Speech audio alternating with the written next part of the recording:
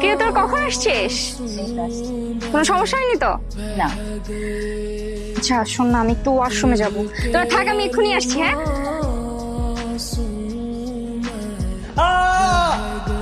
Sorry sorry sorry sorry sorry, তাড়াতাড়ি pant পরুন। এত জোরে কেউ চিৎকার করে নাকি? কে আপনি? আর আমার রুমে ঢুকেছেন কেন? আপনার কি প্যান্ট পরা হয়েছে? আমি বাইরে আসবো? হ্যাঁ হয়েছে। এই আপনি কিছু দেখেননি তো? চোখ তো খোলাই ছিল, না দেখে কই যাব? সর্বনাশ। আর আপনি এত বড় একটা ছেলে হয়ে দরজা খোলা রেখে কেন ড্রেস চেঞ্জ করছেন? হ্যাঁ রাম ছাগল নাকি আপনি? এক্সকিউজ মি, কি বললেন আপনি? জি, কানে শুনতে পান নাই? তাহলে কানটা পরিষ্কার করেন। আমি কেন কান পরিষ্কার করাবো?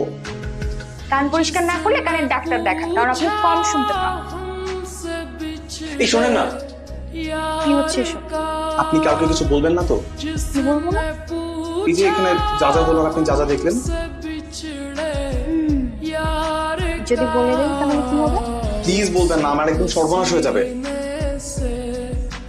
ঠিক আছে বলবো না, আর নেক্সট টাইম ড্রেস চেঞ্জ করলে দরজাটা লক করে দিন।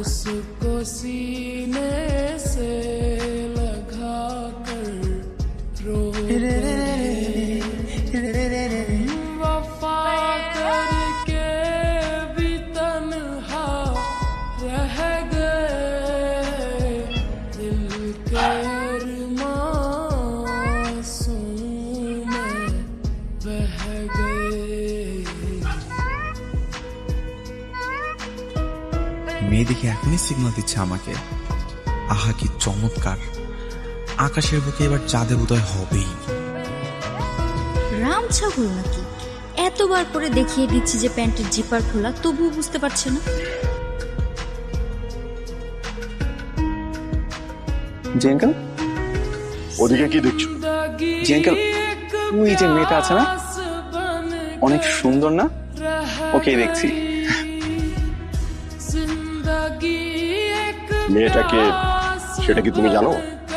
তা জানি না আঙ্কেল, তবে এইটুকু জানি, যদি এই মেয়েটাকে পটিয়ে লাইন মেরে প্রেম করে বিয়ে করতে পারি, তাহলে ওই হবে আমার শ্বশুরের মেয়ে। শ্বশুরের মেয়ে, তাই না? জি আঙ্কেল। বাই দ্য ওয়ে, আপনি কে?